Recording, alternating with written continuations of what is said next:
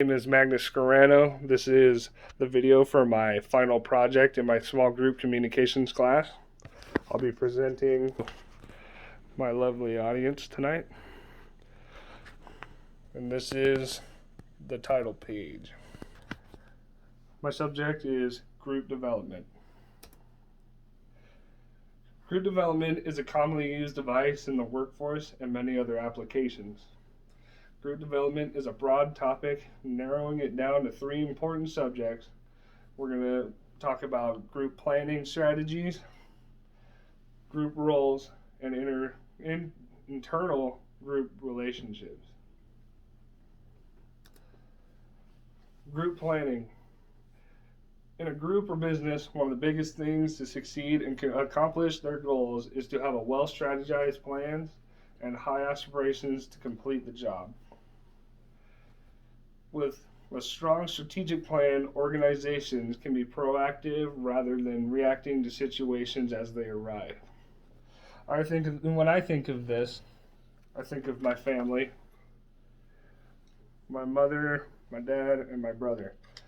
Specifically, my father and my mother.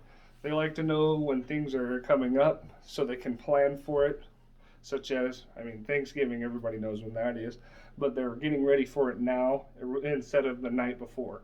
Or when we go to do anything like cutting wood for our family friends or ourselves, my dad will get things prepared. He'll get fuel for all the machines we're going to use and sharpen the blades for his chainsaw.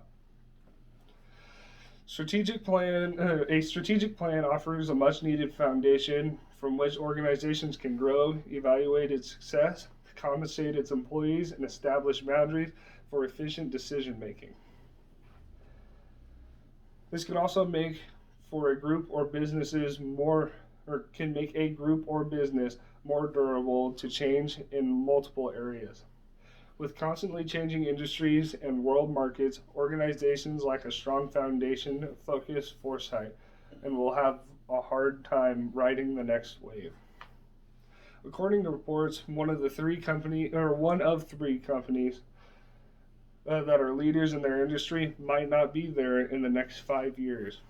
But the odds are in favor of those that have a strong strategic plan ahead of them. Group roles. Group roles are another part of the group development that needs to be implemented into every group in order for them to effectively get things done in a timely manner.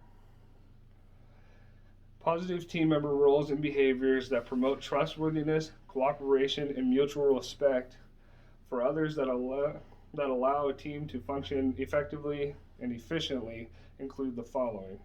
Inspiring others, encouraging participation by calling on others or selecting them to try and have them work more to get comfortable. Showing empathy, asking others about their feelings towards the team and their responsibilities.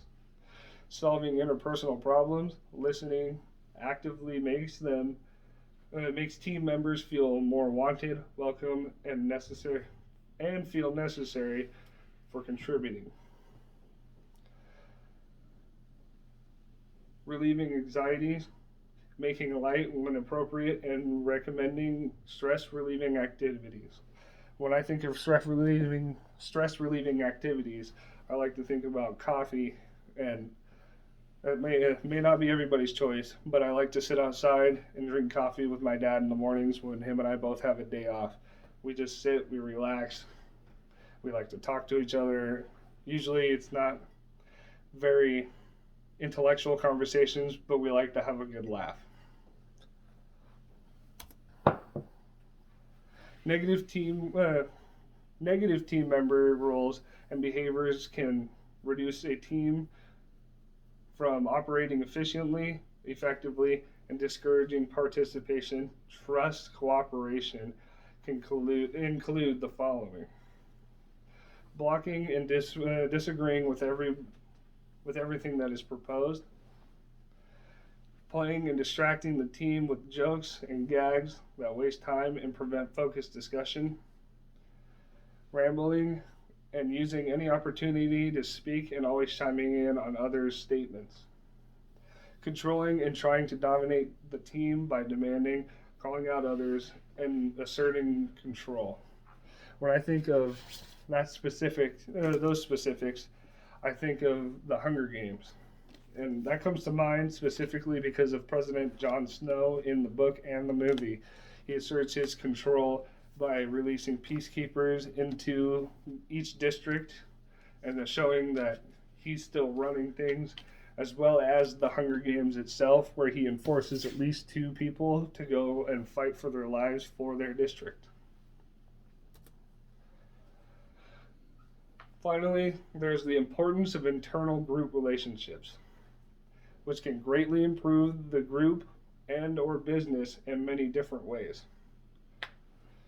If you have several employees who are barely on speaking terms and you throw them together on a project, it'll take some time for them to break the ice and really get into the swing of things.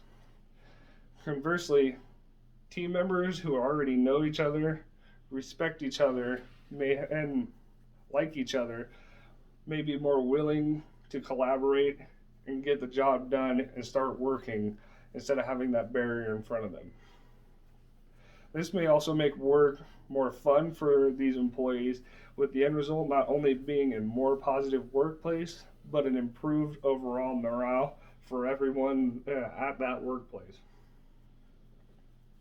While with that being said, there are also cons of internal relationships, and these relationships can cause a lot of bias and inequality.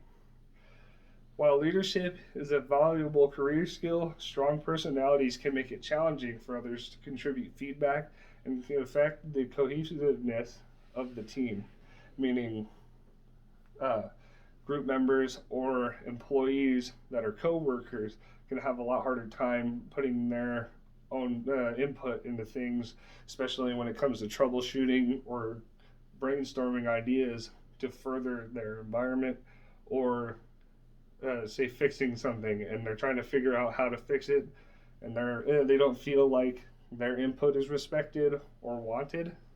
They can feel left out and or not want to be a part of that company or that group. Overall, I have witnessed all of these things. I've played many sports and I have worked at multiple different places. The negatives are outweighed by the positives, but it is a smart idea to be cautious of these decision-making things for the group. I've been a part of multiple sports teams, and I've gotten the honor to see these things in different environments and situations on multiple different occasions. When I joined new sports teams, we were taught to learn, work together, and bond as friends outside of the play, on as well as off of the playing field.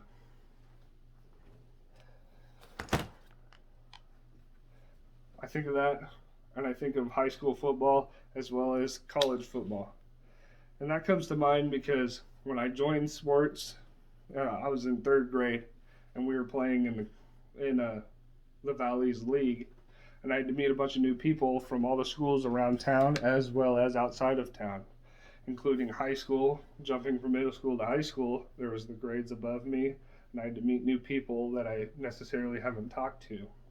And the biggest change was high school to college.